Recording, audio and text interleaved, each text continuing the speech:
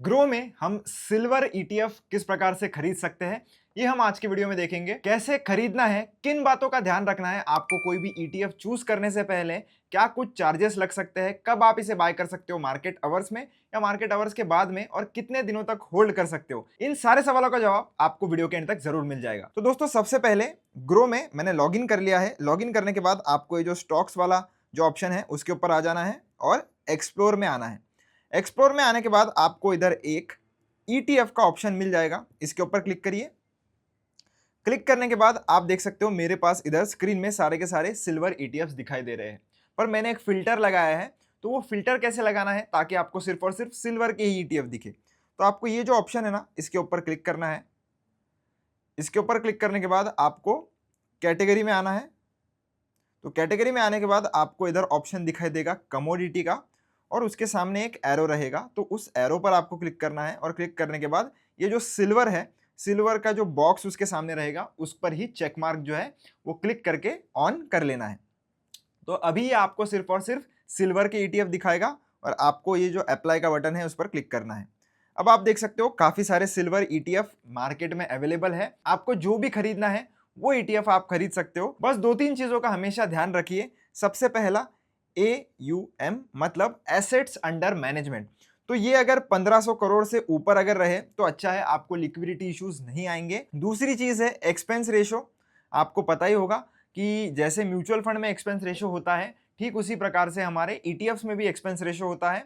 तो expense ratio जितना कम रहेगा उतना अच्छा है। अगर बहुत ही ज्यादा एक्सपेंस रेशो आपको किसी में दिख रहा है तो उस वाले ईटीएफ को आप अवॉइड कर सकते हो और दूसरे किसी ईटीएफ की ओर जा सकते हो। तो मोस्टली आपको एक्सपेंस रेशो 0.2 से लेकर तो 0.6% के बीच में देखने के लिए मिल सकता है सिल्वर ईटीएफ के केस में। और तीसरी चीज है वॉल्यूम ट्रेडेड। अब ये क्यों जरूरी है? क्योंकि जब भी आप खरीद लोगे पर जब आपको बेचना होगा तो उसमें उतनी बाइंग और सेलिंग भी होनी चाहिए। वो ईटीएफ में वो उतना लिक्विड होना चाहिए, वरना आपका सेल ऑर्डर नहीं लगेगा और उस केस में फिर आपको बेचने के लिए दिक्कत आ सकती है। इसीलिए डेली वॉल्यूम ट्रेडेड भी आपको देखना है। कैसे देखना है मैं बताता हूं आपको।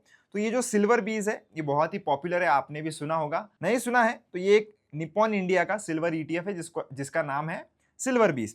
तो अगर मैं इस पर क्लिक करूं और नीचे अगर स्क्रोल करूं तो आपको इसका वॉल्यूम देखने के लिए मिलता है, जिसमें आपको ये पता चलेगा कि आज के दिन में इसमें कितना वॉल्यूम आया है। तो वॉल्यूम जितना ज़्यादा उतना अच्छा, उतना ज़्यादा लिक्विडिटी आपको इस ईटीएफ में देखने के लिए मिलेगी। बस इस ईटीएफ का अगर आप एसेट्स अंडर मैनेजमेंट देखोगे तो वो 15,000 करोड़ के ऊपर है। मैंने तो आपको सिर्फ और सिर्फ 1500 करोड़ के जो भी ऊपर के ईटीएफ है उसमें आप ले सकते हो ऐसा बोला है, बाकी आपकी मर्जी है। पर इसका एक्सपेंस रेशो अभी थोड़ा ज़्यादा हो गया है, 0.56% के आसपास है, जो मुझे थोड़ा ज़्यादा लगता है। तो बाकी के भी बहुत सारे ईटीएफ है, आपको चूज करने हैं तो आप इनमें से कोई भी कर सकते हो। जैसे एग्जांपल के लिए अगर ये जो टाटा का हमारा ईटीएफ है उसकी प्राइस भी अगर आप देखोगे तो 17 के आसपास चल रही है, और वहीं पर अगर आप सिल्वर बीज देखोगे तो 178 के आसपास है। तो इसका मतलब ये नहीं है कि टाटा का जो ईटीएफ है वो सस्ता है। इसका यही मतलब है कि ये जो टाटा का जो ईटीएफ है वो नया है तो इसलिए उसकी प्राइस कम है। पर जितना सिल्वर की प्राइस बढ़ेगी उतना ही इन ईटीएफ्स की प्राइस बढ़ती है। पर जब भी ऐसा यूफोरिया आता है मार्केट में जहां पर आपको हर कोई सिल्वर की बात करते हुए दिखेगा, हर किसी को सिल्वर खरीदना है, तो आप अगर ध्यान से देखोगे तो सिल्वर बीस 8.40% अप है आज के दिन में। वहीं पर टाटा का जो सिल्वर ईटीएफ है वो सिर्फ और सिर्फ 1% अप है। जीरोदा का सिल्वर ईटीएफ 6% अप है। वही अगर हम यूटीआई का सिल्वर ईटीएफ देखोगे तो 9.4% अप है। तो अलग अलग ईटीएफ्स में अलग अलग परसेंटेज का भी गेन होता है, और गिरते भी है तो अलग अलग हो सकता है।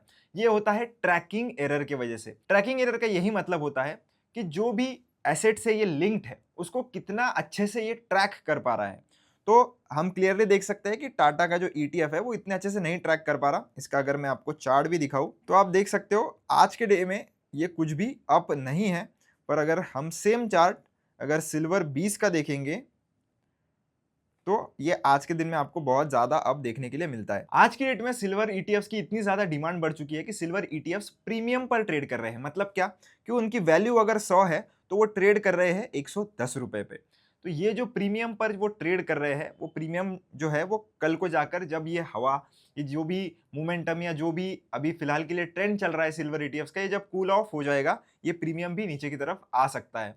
तो इसीलिए हमेशा ये देख लेना कि जब भी आप ईटीएफ बाय कर रहे हो वो कितना प्रीमियम पर ट्रेड कर रहा है, और उसी हिसाब से आप डिसीजन ले सकते हो। आपको पूरा बाय करना है या आप अभी थोड़ा बाय कर सकते हो या बाद में थोड़ा बाय कर सकते हो। अब ये पर्सनल डिसीजन हो जाता है, आपको जो भी करना है आप कर सकते हो। बाकी कोई भी सिल्वर ईटीएफ खरीदने के लिए, जैसे अगर आपको ज़ीरोधा का खरीदना है, इसके ऊपर आ जाइए, एग्जाम्पल के लिए बाय पर आप क्लिक कर सकते हो, तो आप इकट्ठा खरीद सकते हो। अगर आपको इसमें एसआईपी करनी है तो आप एसआईपी भी कर सकते हो। इस पर क्लिक करिए, क्लिक करके अमाउंट क्वांटिटी आपको मिल जाती है, क्वांटिटी के हिसाब से लगाना है। नंबर इधर लगाइए, वीकली या मंथली आप कर सकते हो। मंथली पर आप इधर से सेलेक्ट कर सकते हो, डेट सेलेक्ट करिए, अपडेट पर क्लिक करिए और कितनी क्वांटिटी लेनी है वो सेलेक्ट करिए और क्रिएट एसआईपी कर दीजिए। आपकी सिल्वर की जो ईटीएफ की एसआईपी है वो शुरू हो जाएगी।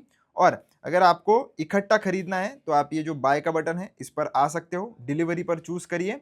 सबसे पहले क्वांटिटी लगाइए, जैसे 2 क्वांटिटी या जितनी भी आपको खरीदनी है आप इधर लगा सकते हो।